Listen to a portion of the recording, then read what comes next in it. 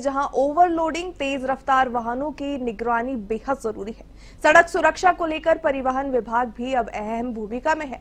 लिहाजा तमाम मुद्दों को लेकर देहरादून परिवहन अधिकारी शैलेश तिवारी ने बताया कि यातायात नियम तोड़ने वाले अब सीधे लाइसेंस के निस्तारीकरण की कार्रवाई की जाएगी और स्कूल कॉलेज में जाकर बच्चों को रोड सेफ्टी के बारे में भी जागरूक किया जाएगा।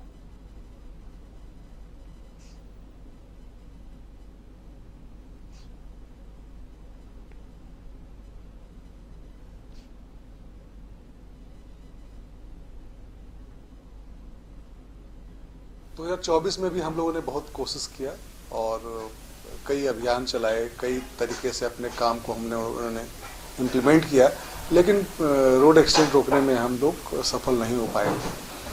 इस साल हम लोगों का फोकस रहेगा कि जो रोड एक्सीडेंट के मुख्य कारण है, जैसे ओवर स्पीडिंग सबसे मेन कारण है, इस साल हम लोग ओवर स्पीडिंग को मुख्य अपना टारगेट लेकर चल रहे हैं और इस पे हम लोग, हमारे पास जो कैमरे लगे हैं, हमारे पास गाड़ियां हैं, एनपीआर कैमरे हैं, सबसे हम लोग चालान को बढ़ाएंगे इसको। दूसरा है कि हेलमेट देखा होगा आपने, ड्राइवर तो हेलमेट लगा रहे हैं बहुत हद तक, लेकिन जो पीछे बैठने वाले लोग हैं, पिलियन राइडर, वो हेलमेट नहीं लगा रहे। तो हम लोग कोशिश करेंगे, इस बार हमारा पूरा प्रयास रहेगा कि वो भी हेलमेट लगाना शुरू। नगर पालिका परिषद खटीमा के चुनाव में अध्यक्ष पद के लिए दावेदार भाजपा प्रत्याशी रमेश चंद्र जोशी ने साल के पहले दिन पीलीभीत रोड पर अपने चुनावी कार्यालय का शुभारंभ किया। उन्होंने कार्यकर्ताओं के साथ घर घर जाकर चुनाव प्रचार किया और जनता का समर्थन मांगा। इस दौरान लोगों ने भी अपनी समस्याएं उन्हें बताई और उन्हें पूर्ण समर्थन देने का वादा किया है। रामू भैया ने इस दौरान बताया कि जो भी समस्याएं होंगी उनको मुख्यमंत्री पुष्कर सिंह धामी के संज्ञान में लाकर निदान निकाला जाएगा।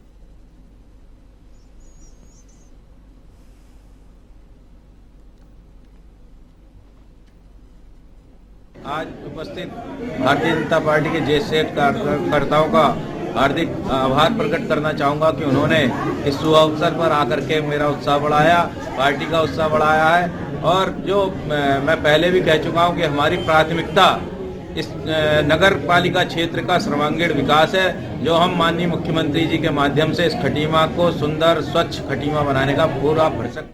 मसूरी नगर पालिका परिषद के चुनाव को लेकर भारतीय जनता पार्टी ने चुनावी कार्यालय खोल दिया है। इसका उद्घाटन कैबिनेट मंत्री गणेश जोशी ने किया। नगर पालिका परिषद की अध्यक्ष पद की उम्मीदवार मीरा सकलानी ने गणेश जोशी का पुष्प गुच्छ भेंट कर स्वागत किया। इस अवसर पर कैबिनेट मंत्री ने कहा कि इस बार मसूरी नगर पालिका की पूर्ण बहुमत की बोर्ड भाजपा बनने जा रही है। उन्होंने कार्यकर्ताओं को बूथ स्तर पर घर घर जाकर पार्टी के प्रत्याशियों की जीत सुनिश्चित करने के लिए एकजुट होकर काम करने का आह्वान किया है। ये दिखाई दे रहा है कि लोगों ने मन बना लिया है कि लोग पिछले कार्यकाल में जिस प्रकार के भ्रष्टाचार मसूरी के अंदर हुए, चेयरमैन के तो चुनाव लड़ने तक पर रोक लगा दी थी, जिसपे स्टे हो रखा है, स्टे पर हुआ है, उस भ्रष्टाचार को समाप्त करने का मन मसूरी की जनता ने बना लिया है। यहां से भारतीय जनता पार्टी की चेयरमैन की प्रत्याशी मीरा भारी मतों से विजयी होने वाली हैं और वहीं जहां पिछले वोट में भारतीय जनता पार्टी के सभासद नहीं थे, अधिकतम सभासद भारतीय जनता पार्टी के बनने वाले हैं। ये दृश्य मुझे यहां पर दिखाई दे रहा है।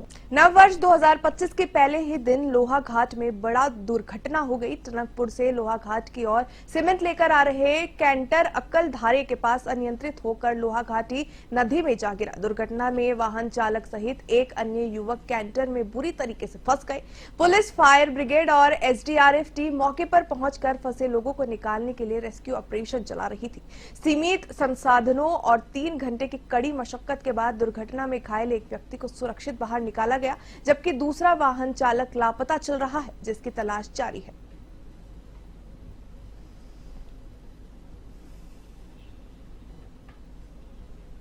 भाजपा कार्यकर्ताओं ने पार्टी के राष्ट्रीय मीडिया प्रभारी और सांसद अनिल बलूनी का रामनगर पहुंचने पर जोरदार स्वागत किया। मीडिया से रूबरू होते हुए उन्होंने कहा कि भारतीय जनता पार्टी निकाय चुनाव में बहुत जबरदस्त तरीके से जीतने जा रही है। उन्होंने साथ ही कहा कि पूरे प्रदेश से जो फीडबैक आ रहा है वे बहुत अच्छा आ रहा है। साथ ही उन्होंने बताया कि रामनगर में भी हमारे ट्रिपल इंजन की सरकार बनने जा रही है और कहा कि हमारे रूठे हुए सभी कार्यकर्ताओं से बातचीत भी चल रही है और सभी को मना लिया जाएगा। उन्होंने विश्वास जताया है कि हम रामनगर को एक विकसित नगर बनाएंगे, यहाँ पर आधुनिक सुविधाएं दे सकेंगे और जनता भी हमारे इस विजन को स्वीकार करेगी।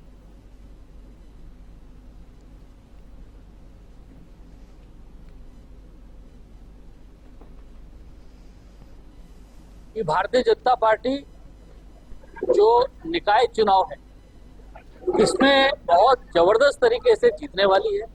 पूरे प्रदेश से जो फीडबैक है वो बहुत अच्छा है। हमारी लोकसभा में जिसमें कि दो नगर निगम भी हैं, वहां से भी जितना भी फीडबैक है उसके हिसाब से भी दोनों नगर निगम की सीट जीतने वाले हैं।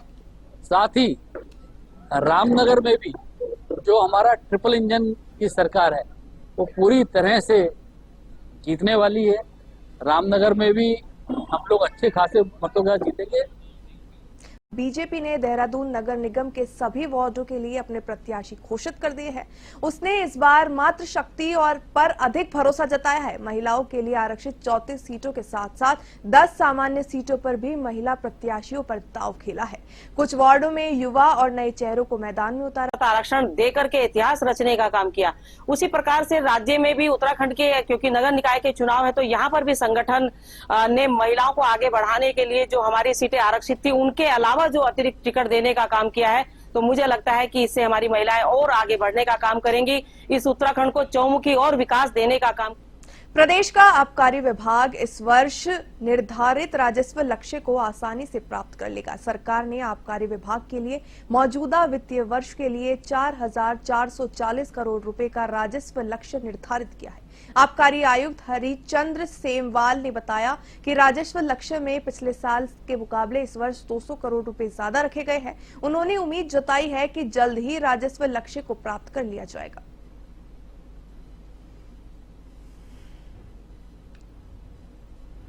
आबकारी विभाग का जो राजस्व वार्षिक लक्ष्य निर्धारित किया जाता है राज्य सरकार के द्वारा, वो इस वर्ष 4,440 करोड़ का है हमारा वर्ष 2024-25 के लिए। तो उसको प्राप्त करने के लिए सभी हमारा आबकारी विभाग का सारे अधिकारी कर्मचारी पूरी तन्मयता से कार्य कर रहे हैं। पूरे प्रदेश में जो हमारा दिसंबर एंड के लिहाज से जो वसूली का हमारा लक्ष्य वो उससे पिछले साल जो आया था उससे लगभग 200 करोड़ रुपए ज़्यादा है, जिससे स्पष्ट है कि हम इस वर्ष के लक्ष्य को आसानी से। निकाय चुनाव में नाराज कार्यकर्ताओं पर भारतीय जनता पार्टी एक्शन लेने के मूड में नजर आ रही है। हालांकि अभी नाराज कार्यकर्ताओं को मनाया जा रहा है। वहीं बीजेपी के प्रदेश महामंत्री राजेंद्र बिष्ट की अगुवाई में 4 लोगों का पैनल उन कार्यकर्ताओं से मिल रहा है जो चुनाव लड़ने की स्थिति में है। पार्टी लाइन से बाहर जाकर अपना नामांकन करवा चुके हैं। रामनगर, कालाडूंगी, नैनीताल और लालकुआ में नाराज कार्यकर्ताओं को मनाया जा रहा है। तो वहीं बीजेपी के नैनीताल जिला अध्यक्ष प्रताप बिष्ट के मुताबिक कई कार्यकर्ताओं ने नाम वापस लेने तक की बात कह दी है। जो कार्यकर्ता नाम वापस नहीं लेंगे उनकी जानकारी लेकर प्रदेश स्तर को भेजी जाएगी और पार्टी स्तर पर चर्चा करके आगे का निर्णय लिया जा सकता है।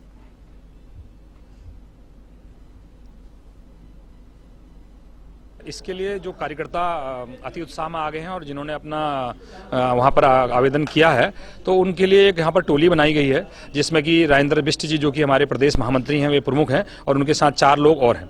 वे सभी यहाँ पार्षदों से मिलने जा रहे हैं और कई लोगों ने आज नाम वापस करने की बात भी करी है और कई लोग ले भी रहे हैं। इसके साथ साथ जिले स्तर पर भी रामनगर में कल हम लोग बैठे थे, वहां भी 3 से 4 प्रत्याशियों ने अपने नाम वापस ले लेने की सहमति दे दी है और नाम वापस हो भी। उत्तराखंड में निकाय चुनावों के लिए भाजपा अपने रूठों को नामांकन वापस करने में लगी है। इसकी जिम्मेदारी संगठन से जुड़े लोगों के साथ साथ स्थानीय विधायकों और कैबिनेट मंत्री को दी गई है। भाजपा के प्रदेश अध्यक्ष महेंद्र भट्ट ने कहा कि सभी जगह को ऐसे संदेश आ रहे हैं। जिन लोगों ने पार्टी से नाराज होकर अपना नामांकन कराया था वो सब लोग अब नामांकन वापस लेने लगे हैं। उम्मीद यही है कि ज्यादातर ऐसे लोग नामांकन वापस ले लेंगे। भाजपा का कहना है कि जो लोग पार्टी के खिलाफ जाएंगे उनके खिलाफ निष्कासन की कार्रवाई की जाएगी।